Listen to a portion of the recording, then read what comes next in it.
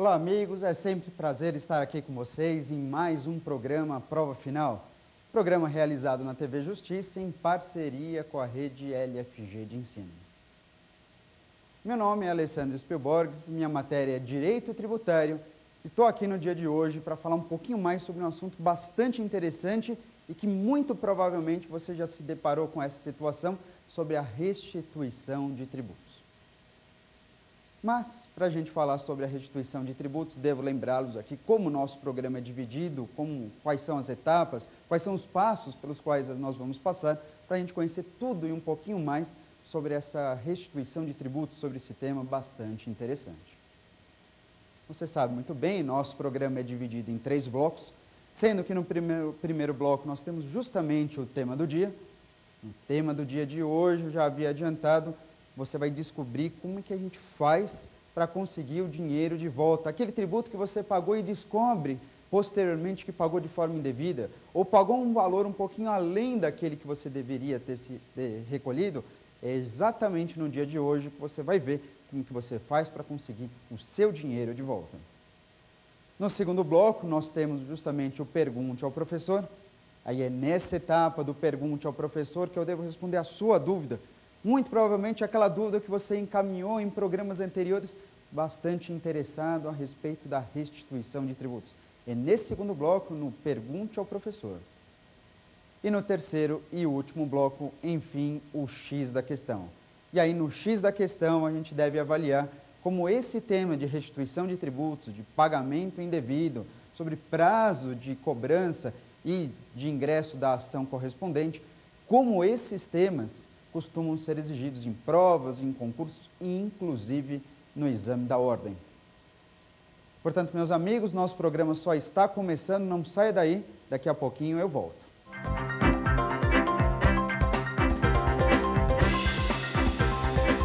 Você quer o seu dinheiro de volta? Esse é o nosso tema do dia.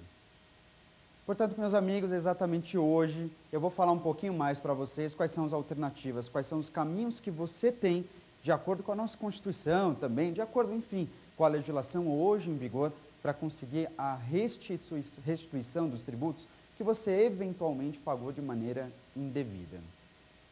Pense nessa situação. Ninguém, na realidade, fica contente em pagar um tributo, não mesmo. Agora, por outro lado, mais descontente ainda, ficará você quando descobrir que pagou um tributo que não precisava pagar. Um tributo totalmente indevido que mesmo assim você foi lá como um bom cidadão e acabou recolhendo os valores correspondentes. Ainda também é de se pensar aquela hipótese onde você paga o tributo porque você é um contribuinte, entretanto você percebe que pagou um valor maior do que um devido, um valor além daquele que realmente você deveria ter recolhido. Meus amigos, no dia de hoje eu vou falar a respeito da restituição de tributos. Bem, quais são então essas alternativas que a gente tem, de acordo com a nossa legislação, para conseguir o seu dinheiro de volta, para conseguir então se valer desse direito assegurado, especialmente pelo Código Tributário Nacional, para termos a devolução do dinheiro, para declarar, para confirmar que aquele pagamento realmente é indevido e mais do que isso, além de confirmar que aquele pagamento é indevido, naturalmente pedir esse dinheiro de volta. E claro, para se falar um pouquinho a respeito dessa situação, antes de mais nada, você deve lembrar como que se dá o procedimento de cobrança tributária. Pelo menos em linhas gerais, a gente precisa saber como é que faz o fisco, seja o federal, estadual ou municipal, para exigir o pagamento de um tributo. Bom, a história começa com uma expressão bastante interessante, que certamente você já ouviu falar, que é a expressão identificada como fato gerador. E claro, nesse primeiro momento surge a pergunta, mas o que é exatamente o fato gerador? Bom, o fato gerador, ele corresponde àquela situação prevista em lei que gera a você, contribuinte, a obrigação de pagar um tributo. Essa expressão fato gerador, ela tem uma série de discussões, se ela seria a melhor expressão, mas de qualquer forma, eu estou aqui para discutir isso, só lembrando que fato gerador, ainda apesar de todas as críticas que sobre ela recaem, a expressão fato gerador é exatamente aquela expressão determinada pelo nosso Código Tributário Nacional. E você sabe muito bem, todo tributo nasce com a prática do fato gerador. É o fato gerador que marca o início do procedimento de cobrança tributária. Então, a primeira coisa que você deve lembrar é sobre o fato gerador. E o fato gerador de um tributo, ele é justamente marcado por atitudes do contribuinte no dia a dia. Atitudes como o fato de auferir renda, de circular mercadoria, de prestar serviços, de ser proprietário de um imóvel situado em zona urbana, de ser proprietário de um imóvel situado em zona rural, de ser proprietário de um veículo automotor, enfim. Todas essas hipóteses estão previstas em lei e, caso elas realmente aconteçam, você, como contribuinte, será obrigado a pagar um tributo. Terá você, contribuinte, praticado o chamado fato gerador, fato esse que, uma vez acontecido, por consequência, gera, aproveitando o trocadilho, uma obrigação tributária. Esse fato gerador, então, ele, por consequência, leva você à obrigação de pagar um determinado tributo. Bom, uma vez praticado o fato gerador, surgida essa obrigação tributária, aí então surge o papel do fisco. Do fisco que deverá, nessa hipótese, nessa situação, constituir o crédito tributário. Ora, uma vez praticado o fato gerador e surgida a obrigação, o fisco, então, sabendo dessas situações, ele então irá cobrar o tributo de você. Caberá ao fisco, neste caso, constituir o crédito tributário.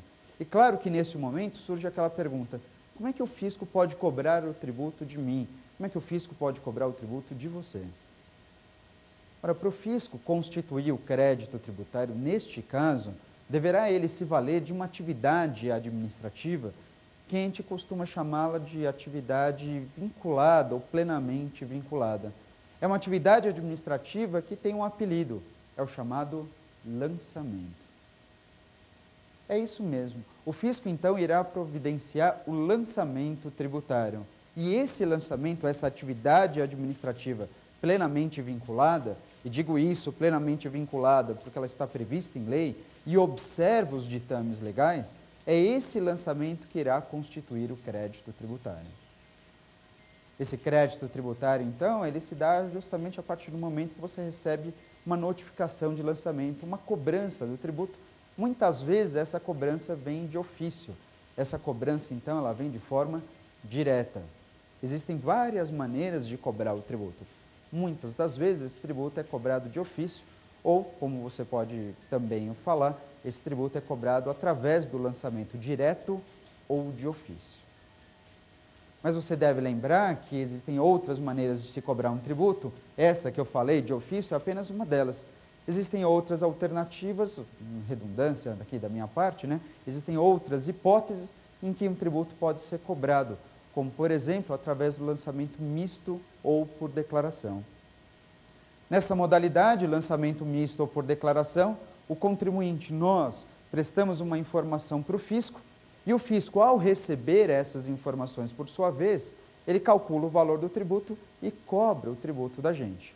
Isso aqui, então, se encaixa na segunda modalidade de lançamento, identificada como lançamento por declaração. Ok? Mas há também uma terceira modalidade de lançamento, hoje em dia eu devo admitir a mais utilizada, é aquele chamado lançamento por homologação, ou também conhecido como autolançamento. Nessa modalidade, lançamento por homologação ou autolançamento, o contribuinte, nós, em razão da lei, somos obrigados não só a prestar as informações para o fisco, mas, por lei, somos obrigados também a nós mesmos calcularmos o valor do tributo e pagar antecipadamente para o fisco. No lançamento por homologação, você pode perceber que o fisco ele só tem um papel. No lançamento por homologação, cabe ao fisco simplesmente confirmar o pagamento. Cabe ao fisco apenas verificar se o pagamento que nós realizamos coincide com a declaração das informações que nós prestamos anteriormente. Por isso você percebe que no lançamento por homologação, o papel do fisco ele é bem mais tranquilo. Na verdade, a maior parte aqui do trabalho no lançamento por homologação é do contribuinte, é meu, é seu. Nós, então, no lançamento por declaração por homologação, precisamos, então, prestar as informações para o fisco, nós mesmos calculamos o valor desse tributo e, naturalmente, cabe aqui também realizar o pagamento de maneira antecipada. E digo nesse início aqui, pagamento de maneira antecipada, porque a gente paga antes de qualquer análise por parte do fisco. Nós pagamos o tributo invariavelmente antes que o fisco confira se aquele pagamento realmente é o devido, se o montante está adequado com as informações que nós prestamos. Neste caso, então, no lançamento por homologação, o fisco, uma vez que recebe esse lançamento, ou melhor, esse pagamento antecipado, tem ele um prazo apenas para confirmar se esse pagamento está de acordo com o Código Tributário Nacional. Uma vez que você realiza esse pagamento, o fisco tem até 5 anos para homologar esse pagamento. 5 anos para conferir se esse pagamento está condizente com as informações que você prestou. Claro que se passar os 5 anos e o fisco nada providenciar, não se manifestar dentro desse prazo, 5 anos após a data do pagamento, se o fisco não se pronunciar, considera-se então que aquele pagamento foi tacitamente homologado. E, portanto, meus amigos, assim se dá o procedimento de cobrança tributária em linhas gerais, cabendo a nós aqui lembrar um pouquinho mais a respeito das várias modalidades que existem para se cobrar um tributo, seja através do lançamento direto ou de ofício, seja pelo misto ou por declaração, ou ainda através da modalidade hoje em dia mais utilizada, que é o chamado autolançamento ou lançamento por homologação. Vocês vão entender que essa base, essas primeiras informações que eu comentei aqui com vocês, elas são extremamente importantes a partir do momento que a gente começa a pensar na restituição de tributos. Quando se fala na restituição de tributos, o primeiro ponto, e que naturalmente você não pode esquecer, é que você só pode pedir o seu dinheiro de volta, obviamente, se você já pagou esse tributo. Então, o tributo tem que ter sido pago, tem que ter sido recolhido. Afinal de contas, como é que você vai pedir o dinheiro de volta se você não pagou o tributo antes? Você tem que pagar o tributo. Se pagou o tributo, se extinguiu o crédito tributário, então você terá condições de pedir esse dinheiro de volta caso você comprove que aquele pagamento é indevido ou maior do que o devido. Bom, levando em consideração essas primeiras informações, de acordo com o Código Tributário Nacional, existe um meio judicial para pedir esse dinheiro de volta. Esse meio judicial é identificado como uma ação denominada como ação de repetição do indébito. É isso mesmo, a ação de repetição do indébito, divulgado lá a partir do artigo 165 do CTN, uma ação que deverá ser intentada pelo contribuinte, e quando você pensa em contribuinte, é aquele contribuinte de direito, é aquele contribuinte, exatamente aquele camarada que pratica o fato gerador. É isso mesmo. Quem pode ingressar com uma ação de restituição desses tributos ou desses valores, é exatamente aquela pessoa que praticou o fato gerador. Bem, não é aquela pessoa que eventualmente ficou com a carga tributária. Então, legítimo para pedir o dinheiro de volta, pessoa legitimada para ingressar com a ação de repetição do indébito, será aquela que terá praticado o fato gerador. Pensando então nessas condições, você lembra que a partir do artigo 165 do CTN, ele começa a dispor a respeito da restituição de tributos pagos de maneira indevida. E um primeiro ponto interessante, cabe aqui a gente lembrar, é o prazo para pedir esse dinheiro de volta. De acordo com o Código Tributário Nacional, o prazo para se ingressar com uma ação de repetição do indébito será de 5 anos. E aí 5 anos contados da data da extinção do crédito tributário. Olha que interessante essa informação. O CTN ele é bastante claro, objetivo, quando então ele diz que o prazo para pedir o dinheiro de volta será de 5 anos, porém esses 5 anos serão contados da data da extinção do crédito tributário. É claro que, a partir do momento que você pensa na data da extinção do crédito tributário, essa extinção invariavelmente se dá justamente, coincide justamente com a data do pagamento. Ficou claro, então? Ora, são 5 anos contados da extinção do crédito tributário, A primeira forma de extinção do crédito tributário, a mais conhecida, é justamente a data do pagamento. Portanto, você está absolutamente certo em afirmar que são 5 anos contados do pagamento. O contribuinte, então, ele tem até 5 anos contados da data do pagamento para ingressar com uma ação, para que então, enfim, ele consiga a devolução desses valores. Ocorre, meus amigos, que quando você pensa no prazo, nesse prazo prescricional para pedir o dinheiro de volta, levando em consideração a extinção do crédito tributário, isso fica muito fácil de observar, especialmente em duas modalidades de lançamento. Quando você pensa na restituição de tributos, o prazo é fácil de ser analisado quando esse tributo eventualmente foi cobrado através do lançamento direto ou de ofício, ou através do lançamento misto ou por declaração. E é fácil de entender isso. Por que assim se dá? Ora, simples, porque no lançamento direto ou de ofício, o fisco cobra e você vai lá e paga. Na data do pagamento, a partir daquela data, você tem 5 anos para pedir o dinheiro de volta, caso você comprove que o pagamento foi além do devido. A mesma coisa acontece no lançamento misto ou por declaração. Você só presta as informações para o fisco. O fisco cobra esse tributo de você. Quando ele cobra esse tributo de você, você vai lá e paga. E olha, e a data do pagamento coincide com a extinção do crédito tributário. Da extinção do crédito tributário, você tem 5 anos para pedir o dinheiro de volta. Tudo bem até aqui? Eu havia comentado então que nessas duas modalidades de lançamento, direto ou de ofício, ou misto por declaração, não se tem dúvida absolutamente nenhuma. O prazo para pedir o dinheiro de volta será de 5 anos, contados da extinção, o que aqui neste caso se traduz com a data do pagamento. Mas então surge a questão daqueles tributos que são cobrados através do lançamento por homologação, através do autolançamento ou lançamento por homologação. Como é que fica nessa condição o pedido de volta desses valores? E professor, talvez você esteja se perguntando, por que desse questionamento? É bastante simples e isso que eu vou falar só serve para tributos sujeitos ao lançamento por homologação. Olha só, lembra que eu havia adiantado dizendo que no lançamento por homologação cabe ao contribuinte prestar as informações, calcular o valor do tributo e pagar de forma antecipada? Lembra disso? Então, sabendo desse dado, quando você paga o tributo de forma antecipada, eu comentei que o fisco, da data desse pagamento, ele tem 5 anos para confirmar se o pagamento está adequado ou não. Da data do pagamento, o fisco tem 5 anos para homologar. E se você for observar o texto do Código Tributário Nacional, você vai perceber que tanto a data do pagamento como a homologação do pagamento são formas de extinção do crédito tributário. E aí você diz, mas professor, mas e daí?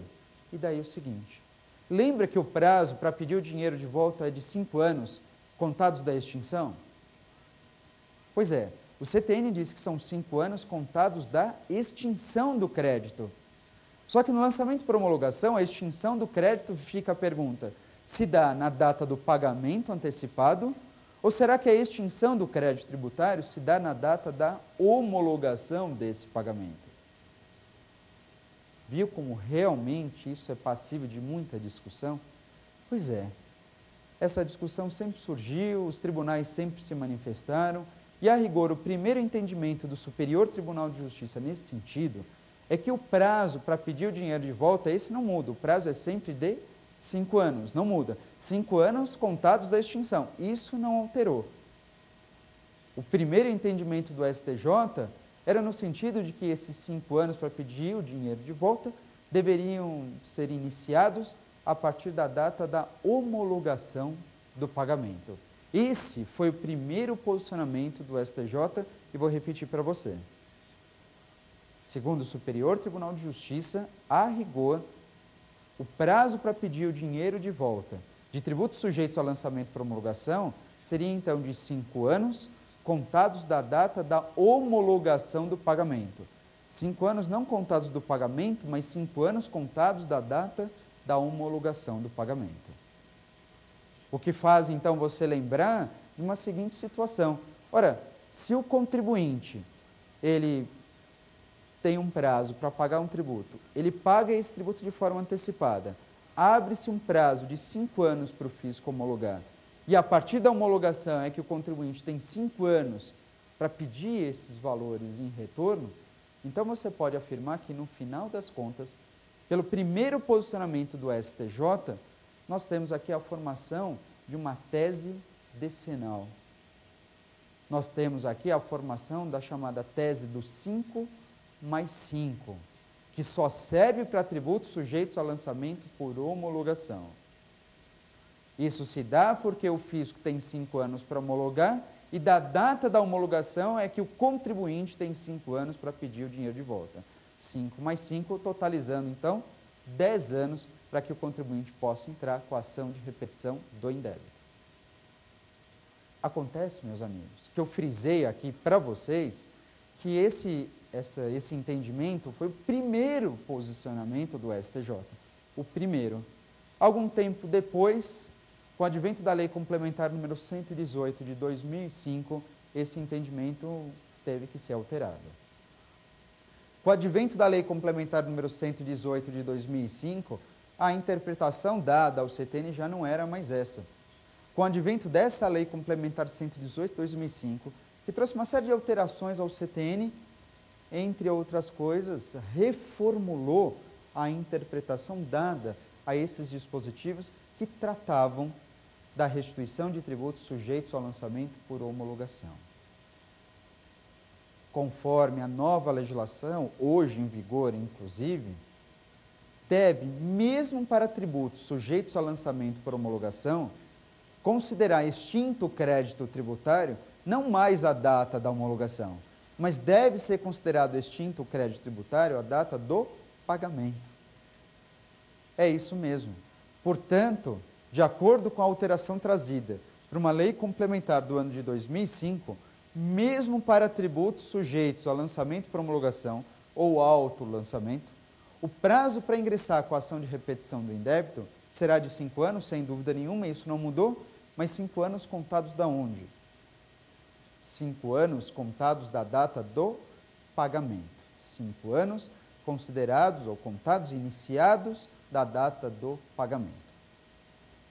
Portanto, para fechar aqui e não deixar aqui nenhum tipo de margem à dúvida, lembre do seguinte: independentemente do lançamento utilizado, se direto ou de ofício, misto ou por declaração, autolançamento ou lançamento por homologação, o prazo para ingressar com uma ação de repetição do indébito, o prazo para pedir o seu dinheiro de volta será de 5 anos, contados da onde?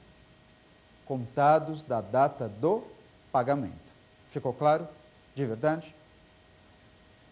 Portanto, meus amigos, essas eram as primeiras considerações que eu queria fazer a respeito da restituição de tributos pagos indevidamente, falar um pouquinho a respeito do prazo e levantar aqui a lebre de uma legislação bastante interessante, essa lei complementar número 118 do ano de 2005.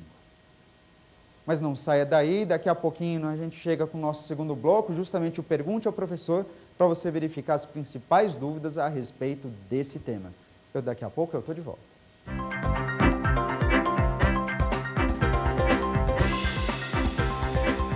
Pergunte ao professor.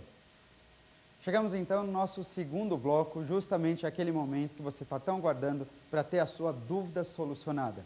E claro, se você tiver mais dúvidas, continue mandando seus e-mails, enfim, suas críticas, suas sugestões, suas dúvidas, para que eu possa aqui comentar um pouquinho mais a respeito desse e de outros temas. Anota aí o e-mail. O e-mail é provafinal@aesapar.com. provafinal@aesapar.com. É claro que você também, se quiser tirar mais alguma dúvida, pode ir lá no Facebook, no meu Facebook, também pelo Twitter, enfim, fica à vontade. Perfeito? Bom, vamos lá, sem mais delongas, vamos iniciar aqui com as perguntas. São 5 grandes perguntas a respeito desse tema de restituição de tributos. Perguntas que fazem com que a gente entenda ainda mais e melhor sobre a repetição do indébito, sobre prazo, sobre tributos sujeitos a lançamento por homologação. Portanto, meus amigos, vamos lá, vamos acompanhar a nossa primeira pergunta. Quando eu sei que um tributo é cobrado por homologação? Olha só, uma pergunta bastante interessante e, na verdade, crucial nessa questão em relação à repetição do indébito, porque, de fato, a gente precisa saber muito bem quando que um tributo realmente se caracteriza como sendo cobrado por homologação. Bom, eu havia comentado aqui há pouco tempo, então, na verdade, no nosso primeiro bloco, que existem 3 formas de cobrar um tributo. São 3 lançamentos que têm condições, então, naturalmente, de constituir o crédito tributário. É o lançamento direto ou de ofício, é o misto por declaração e ainda o autolançamento ou lançamento por homologação. Essa terceira modalidade, natural dela ser tão questionada, afinal de contas, dos 3 tipos de lançamento hoje dispostos no Código Tributário Nacional, o lançamento por homologação se encaixa na maioria dos tributos. Sejam os tributos federais, sejam os tributos estaduais ou mesmo os tributos municipais, quase todos hoje em dia dependem do chamado lançamento por homologação. E aí isso gera, então, a necessidade de conhecer um pouquinho mais a respeito das características desse lançamento, pois, caso você recolha o tributo de maneira indevida, é dessa maneira, ou levando em consideração essas informações, que você terá condições, então, de afirmar que você se encontra dentro do prazo para pedir o dinheiro de volta. Lembra que eu havia comentado, no lançamento por homologação, você tem, nesse caso, a participação do fisco e do contribuinte, de fato, mas a participação do contribuinte ela é muito mais intensa do que se comparada à participação do fisco. No lançamento por homologação, contribuinte participa, fisco também, mas eu posso aqui dizer, de certa forma, que a participação do contribuinte é praticamente de 100%. Praticamente o fisco fica com... Fisco não, né? O contribuinte tem todo o trabalho na constituição desse crédito tributário. O contribuinte, então, nessa oportunidade, ele presta as informações para o fisco, além de prestar as informações, cumpre a ele, contribuinte, calcular o valor do tributo devido e, claro, ao prestar as informações, sabendo já quanto tem que pagar, ele aproveita e antecipa esse pagamento.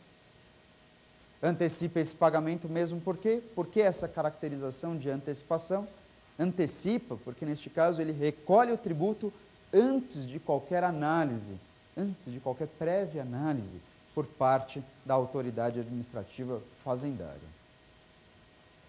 Agora, pensando nessas características, quando que eu tenho certeza absoluta, sem medo de errar, que aquele tributo de fato está sujeito ao lançamento por homologação?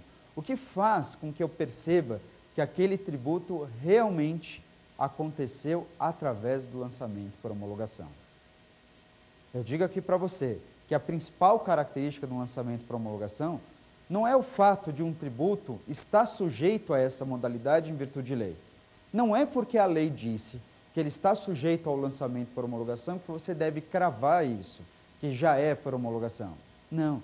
Você sabe que aconteceu o lançamento por homologação e isso vai implicar nos efeitos jurídicos condizentes a essa modalidade a partir do instante que você percebe a antecipação do pagamento. É isso mesmo, meus amigos. O lançamento por homologação é especialmente caracterizado com uma informação. É isso que você tem que buscar no problema. É isso que você tem que buscar diante do seu cliente. É isso que você tem que buscar na sua prova. Houve o pagamento antecipado, sim ou não? Se a resposta é positiva, pagamento aconteceu de forma antecipada, então é porque você está diante de uma modalidade bastante especial de lançamento, é porque você está diante do lançamento por homologação. Então escreve aí, não esquece, lançamento por homologação é especialmente caracterizado através do pagamento antecipado. Aconteceu o pagamento antecipado? Aconteceu. Se aconteceu, portanto, você pensa no lançamento por homologação. Pode cravar essa informação sem medo de errar. Ficou claro? Perfeito?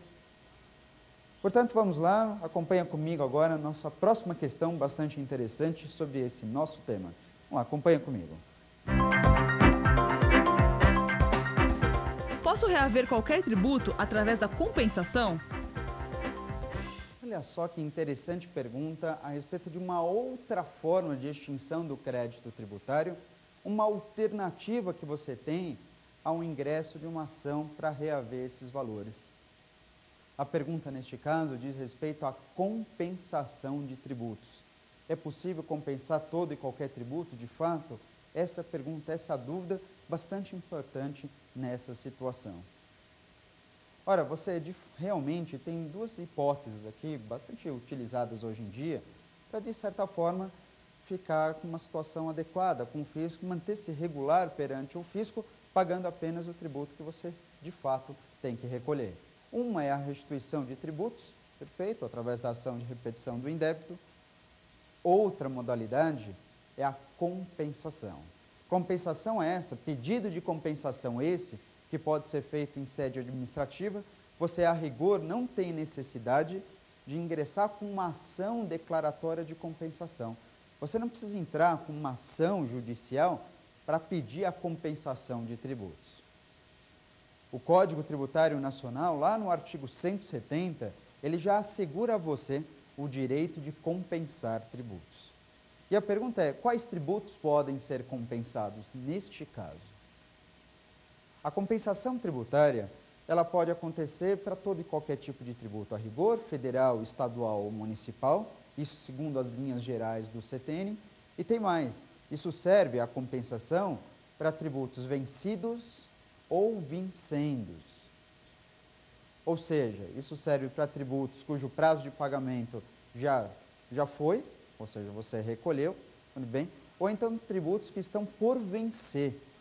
Tributos, portanto, neste caso, cujo prazo ainda não se esgotou, mas você sabe que, em razão de alguns créditos que você possui, em razão de alguns pagamentos anteriores que você fez, você tem um dinheiro a receber por parte do fisco. Você tem um dinheiro a receber por parte do fisco e, por outro lado, você deve um pagamento para o fisco também. Você pode, então, fazer um abatimento neste caso. É justamente aí que se enquadra e se caracteriza o Instituto da Compensação. O que vale a pena lembrar nesse sentido é como hoje a legislação federal regula o Instituto da Compensação. É interessante você observar, existem várias legislações neste caso, várias leis federais, leis ordinárias federais, que regulam o assunto, mas a mais recente dispõe que é possível compensar todo e qualquer tributo federal, desde que esse tributo seja administrado pelo mesmo órgão. De acordo com a legislação federal mais recente, é possível, então, compensar todo e qualquer tributo, impostos, taxas, contribuições a rigor, desde que esses tributos sejam administrados por um mesmo órgão. Em esfera federal, para que então possa valer a todos nós aqui, então, que acompanhamos esse programa, em esfera federal, a gente está falando então da Secretaria da Receita Federal do Brasil. Se você tiver tributos sendo arrecadados pela Secretaria da Receita Federal do Brasil, todos os tributos por ela arrecadados são passíveis de compensação. O único tributo federal que não se encaixa, então, nessa hipótese são as chamadas contribuições previdenciárias.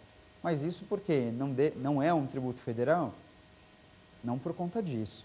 Contribuição previdenciária, naturalmente, é um tributo federal, sim, mas a legislação colocando isso como um caso excepcional. A legislação federal, até então em vigor, estabelece que as contribuições previdenciárias podem ser compensadas, isso é fato, mas só podem ser compensadas com contribuições previdenciárias. Isso é um caso excepcional, tirando as contribuições previdenciárias, todo e qualquer outro tributo federal, desde que administrado pela Secretaria da Receita Federal do Brasil, poderá, sem dúvida nenhuma, ser compensado. Ficou claro, então? Entendeu direitinho? Vamos para uma próxima pergunta? Como sei se ainda posso restituir um tributo pago indevidamente? Olha só, uma pergunta, então, para a gente ter bem clara a informação de que se eu posso, de fato, ainda pedir a restituição de tributos. Como é que eu sei se aquele tributo que eu tenho, aquele carnê de tributo que eu já paguei, e agora eu percebi que o pagamento foi feito além do devido, será que ainda dá para pedir o dinheiro de volta? Essa pergunta, então, ela é formidável neste caso. E aí eu digo para você, o que você deve levar especialmente em consideração é observar se você se encontra ainda no prazo para pedir esse dinheiro de volta. Bom, são duas informações. Uma é o prazo, isso é essencial para ver se você pode pedir o dinheiro de volta. Outra, se você é o contribuinte. Você é o verdadeiro contribuinte? A jurisprudência hoje dominante é no sentido de que você só pode pedir o dinheiro de volta se você é o contribuinte, se foi você que praticou o faturador, se foi você que circulou essa mercadoria, se foi você que industrializou o produto, se foi você que oferiu renda, se é você o proprietário desse imóvel, se é você o proprietário desse veículo. Tudo bem, foi você que praticou o faturador? Foi. Então, você tem legitimidade para ingressar com uma ação de repetição do indébito. E para ingressar com a ação de repetição do indébito, naturalmente existe um prazo. Prazo esse que você pode observar que é de natureza prescricional. É isso mesmo, e naturalmente, assim que funciona. Ora, você está pensando então numa ação de iniciativa do contribuinte para conseguir o dinheiro de volta. Caso você não ingresse com essa ação tempestivamente, portanto, dentro do prazo previsto em lei, você incorre na chamada prescrição. É preciso tomar cuidado, então, quando você pensar em ação de repetição do indébito com prazo prescricional. O prazo prescricional, neste caso, é de 5 anos, contados da onde mesmo? Contados da data da extinção do crédito tributário. 5 anos contados da data da extinção do crédito tributário. E como eu já havia comentado, a extinção do crédito tributário se dá invariavelmente através da data do pagamento. Portanto, meu amigo, minha amiga, você que me assiste nesse momento, você tem um tributo que pagou e percebe ou ficou sabendo que esse pagamento não precisava ter sido feito, dá uma olhada na data do pagamento desse tributo. Da data desse pagamento, você tem até 5 anos para pedir o dinheiro de volta. Até 5 anos para pedir o dinheiro de volta. Caso a ação de repetição do indébito não tenha sido intentada, ainda hoje, você olhou aí a data do pagamento, você percebe que ainda está dentro dos 5 anos, levando em consideração a data inicial.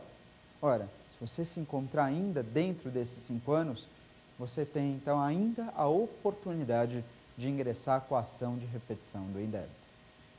O mais importante, então, é verificar não só a legitimidade para ingressar com a ação correspondente, a ação repetitória, mas também o prazo especificado por lei. E isso, lembra, de 5 anos contados da data do pagamento, vale para que tipo de tributo? Vale para qualquer tipo de tributo. Não importa se é um imposto, uma taxa, uma contribuição, não importa se você está diante de um tributo federal, estadual ou municipal, como também não importa se esse tributo está sujeito ao lançamento direto ou de ofício, misto ou por declaração, ou mesmo é irrelevante se esse tributo está sujeito ao lançamento por homologação ou chamado autolançamento. Para todo e qualquer tributo, o prazo sempre será de 5 anos, contados da data do pagamento. Ficou claro? Mesmo? Então vamos para mais uma pergunta. Qual a jurisprudência atual sobre a Lei Complementar 118 de 2005? Olha só, agora uma pergunta bastante peculiar neste caso, extremamente importante. Afinal de contas, a gente precisa saber hoje em dia como que se dá o posicionamento dos nossos superiores tribunais acerca da validade da Lei Complementar número 118 do ano de 2005. Isso é de suma importância, afinal de contas, eu havia comentado para você que a Lei Complementar 118 de 2005, ela alterou substancialmente a ação de repetição do indébito, ou melhor, os critérios para a contagem da ação de repetição do indébito, em se tratando de tributos sujeitos ao lançamento por homologação. E essa situação gerou uma repercussão bastante grande, afinal de contas, eu já havia comentado também que a grande parte dos tributos está sujeita ao lançamento por homologação. Portanto, é imprescindível que a gente saiba hoje qual é o posicionamento dos nossos superiores tribunais quanto ao prazo da ação de repetição do indébito, levando em consideração a Lei Complementar número 118 do ano de 2005. Bom, essa Lei Complementar do ano de 2005, então ela disse o seguinte, que mudou a interpretação, interpreta-se hoje que o prazo de 5 anos para pedir o dinheiro de volta, mesmo para os tributos sujeitos ao lançamento para homologação, não seria mais a data da homologação, mas sim é a data do pagamento. Perceba, a Lei Complementar 118 de 2005, ela alterou o posicionamento até então em vigor. Para o STJ, antes da Lei Complementar número 118, o prazo para pedir a ação de repetição do indébito, tudo bem que seria de 5 anos, mas eram 5 anos contados da data da homologação.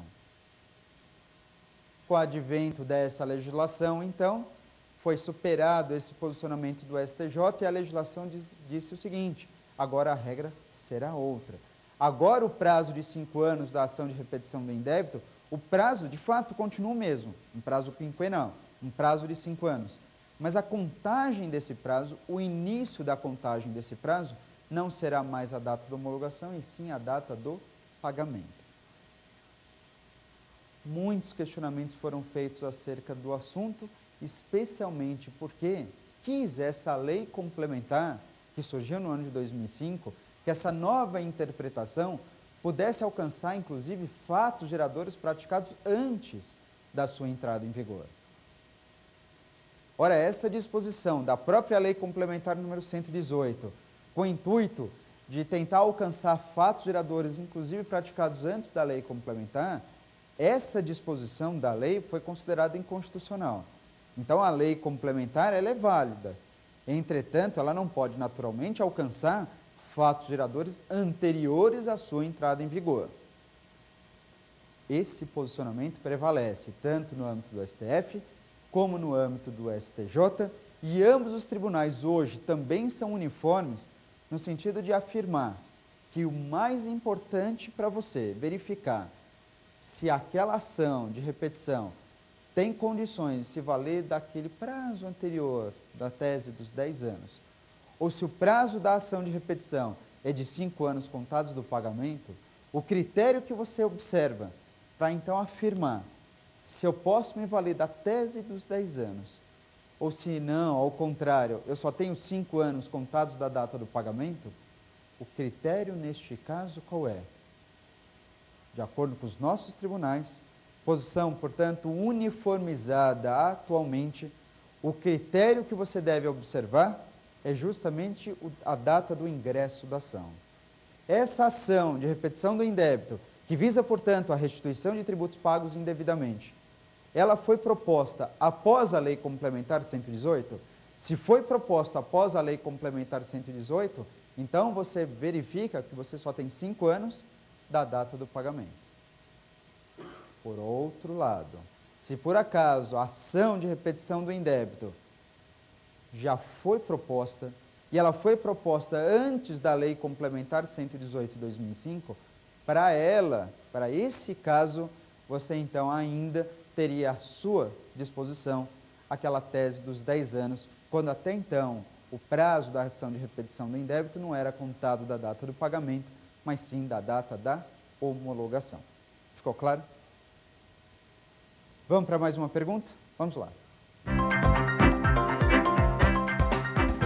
Se eu pagar um tributo já prescrito, mesmo assim poderei reavê-lo? Olha só, uma pergunta bastante objetiva, mas muito interessante para a gente, para mim, para você, para todos nós que ficamos preocupados, então, com uma exigência tributária eventualmente inadequada. É possível também pedir a devolução de tributos cujo pagamento se deu fora do prazo. Mas neste caso, uma situação ainda mais especial. É possível pedir a restituição de tributos já prescritos. Lembra que eu faço apenas 2 considerações, de uma forma um pouquinho mais ligeira, porque não é exatamente esse o nosso grande alvo da aula de hoje, a respeito da diferença entre decadência e prescrição. Decadência e prescrição, de fato, são modalidades de extinção do crédito tributário, contudo, decadência representa aquele prazo de 5 anos que o fisco tem para lançar esse tributo. Já a prescrição, também representado pelo prazo de 5 anos, mas o prazo de 5 anos que o fisco tem, ou melhor, que a Fazenda Pública tem, para promover uma execução fiscal de um crédito tributário que deixou de ser pago. Perceba, tanto decadência como prescrição representam a extinção do crédito. Se você pagar um tributo que incorreu em decadência, isso significa dizer que aquele tributo sequer poderia ter sido lançado, mas foi lançado fora do prazo. Certamente você tem condições de pedir esse dinheiro de volta, porque o crédito tributário não é válido. Agora, a dúvida surge realmente quando você eventualmente paga um tributo prescrito. Um tributo prescrito é aquele tributo que era válido, cujo crédito tributário foi de forma adequadamente constituída, ou constituído, crédito tributário adequadamente constituído, entretanto, você pagou um tributo quando o fisco, quando a Fazenda Pública, já não tinha a alternativa de cobrar judicialmente.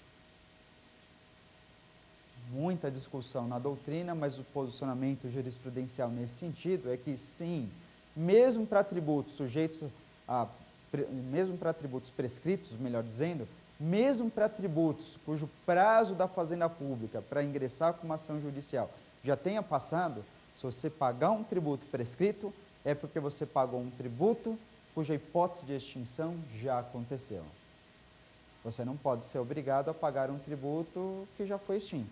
Se o tributo já foi extinto e mesmo assim você foi lá posteriormente e o pagou, você sem dúvida nenhuma terá direito à devolução desses valores. Meus amigos, essa foi a quinta e última pergunta referente ao nosso tema repetição do indébito, prescrição, lançamento por homologação, restituição de tributos. Mais um pouquinho eu estou de volta no nosso terceiro e último bloco, o X da questão. Segura aí, daqui a pouco eu volto.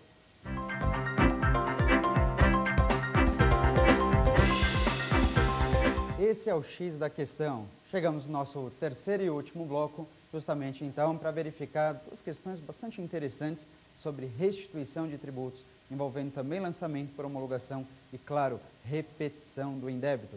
Portanto, vamos lá direto para a nossa primeira pergunta, primeira questão aqui, confere comigo. Primeira pergunta diz assim: sobre as modalidades de lançamento do crédito tributário e sua restituição, podemos afirmar que, letra A, lançamento por homologação é feito quanto aos tributos cuja legislação atribua ao sujeito passivo o dever de calcular o tributo, submetê-lo ao prévio exame da autoridade administrativa para evitar recolhimento além do devido. Letra B. O lançamento por declaração é feito em face da declaração prestada pelo próprio contribuinte ou por terceiro e seu pedido de restituição deverá acontecer dentro de 5 anos da data do pagamento. Letra C. O lançamento de ofício é aquele feito pela autoridade administrativa com base nas informações prestadas pelo contribuinte, cabendo restituição administrativa ou judicial nos casos de pagamento indevido. E letra D, finalmente, diz assim: atualmente, na hipótese de lançamento por homologação, não fixando a lei ou o regulamento prazo diverso para a homologação, seu prazo será de 5 anos, quando só então passará a contar o prazo para o pedido judicial de restituição. Portanto, meus amigos, o que vocês acham aqui desse primeiro teste? Um teste bem tranquilo, bastante objetivo, envolvendo, então, justamente as 3 informações que eu havia comentado: prazo, prescrição, lançamento e repetição do indébito. Vamos conferir, então, alternativa por alternativa? Olha só. Primeira alternativa diz assim: lançamento por homologação é feito quanto aos tributos cuja legislação atribua ao sujeito passivo o dever de calcular o tributo, submetê-lo ao prévio exame da autoridade administrativa para evitar o recolhimento além do devido. Ora, o lançamento por homologação ele não é feito com esse objetivo, para evitar um pagamento indevido. Ele não exige a prévia declaração por parte do contribuinte para que o pagamento nunca saia errado. Não, ao contrário, ele facilita a vida do fisco. E mesmo para tributos sujeitos ao lançamento por homologação, o pagamento pode se dar de forma inadequada, um pagamento pode vir além do devido, quando então você terá condições de pedir o dinheiro de volta. A alternativa A está errada. Vamos lá para B? B. Alternativa B. O lançamento por declaração é aquele feito em face da declaração prestada pelo próprio contribuinte ou por terceiro, e seu pedido de restituição deverá acontecer dentro de 5 anos da data do pagamento. Lembra que eu havia comentado sobre isso? Independentemente do tipo de lançamento utilizado, caso o pagamento ocorra de maneira inadequada, o prazo de restituição desses valores sempre será de 5 anos. E sempre será de 5 anos contados da onde? Sempre contado da data do pagamento. Portanto, meus amigos, essa alternativa B está correta, ela está perfeita aqui. Vamos só conferir rapidamente as demais alternativas para ver onde elas se equivocam. Alternativa C, o lançamento de ofício é aquele feito pela autoridade administrativa com base nas informações prestadas pelo contribuinte, cabendo restituição administrativa ou judicial nos casos de pagamento indevido. O que tem de inadequado nessa informação? Olha, tributos sujeitos ao lançamento de ofício, pode pedir o dinheiro de volta? Pode. Mas, por acaso, o lançamento de ofício, ele depende das informações prestadas pelo contribuinte? Obviamente que não.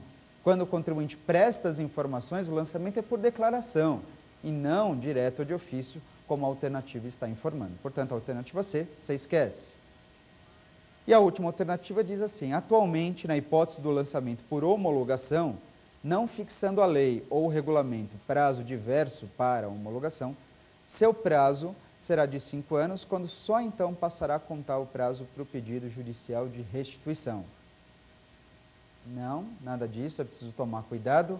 Eu havia comentado que, mesmo para tributos sujeitos ao lançamento por homologação, o prazo de repetição é de 5 anos, certo? Certo. Entretanto, o prazo de 5 anos não será mais contado da data da homologação. O prazo de 5 anos para pedir o dinheiro de volta será considerado, então, da data do pagamento efetuado. Ficou claro aqui? Vamos para o nosso segundo teste aqui, nessa segunda questão. Vamos avaliar. Lê comigo. O segundo teste diz assim: nos termos do Código Tributário Nacional, a ação para a restituição de um tributo pago indevidamente prescreve em 5 anos contados, letra A, da data da constituição definitiva do crédito tributário, letra B, do primeiro dia do exercício seguinte àquele em que o lançamento poderia ter sido efetuado, letra C, da data em que se tornar definitiva a decisão que houver anulado por vício formal o lançamento anteriormente efetuado, ou será que conta da data do pagamento independentemente do lançamento utilizado? Bom, neste caso, não preciso nem reler as alternativas, eu pontuei sempre aqui 1, 2, 3 vezes aqui durante o nosso programa, que no caso da ação de repetição do indébito, qual é o prazo? No caso de ação da repetição do indébito, o prazo é de 5 anos e, independentemente do lançamento utilizado para cobrar aquele tributo, os 5 anos serão contados da data do pagamento. Portanto, meus queridos, aqui a alternativa correta nesse teste é a alternativa D de dado, que eu respondo de forma adequada. Bom, eram essas as considerações que eu queria fazer, então, no dia de hoje, sobre repetição do indébito, sobre restituição, sobre prazo prescricional, sobre lançamento, inclusive. Você sabe que, neste caso, você ainda, se persistir alguma dúvida, pode me procurar lá no Twitter, @leispielborges, ou então mesmo no Facebook, Alessandro Spielborges. Estarei sempre à sua disposição. Meus amigos, obrigados a todos. Beijos, abraços, até mais. Tchau, tchau.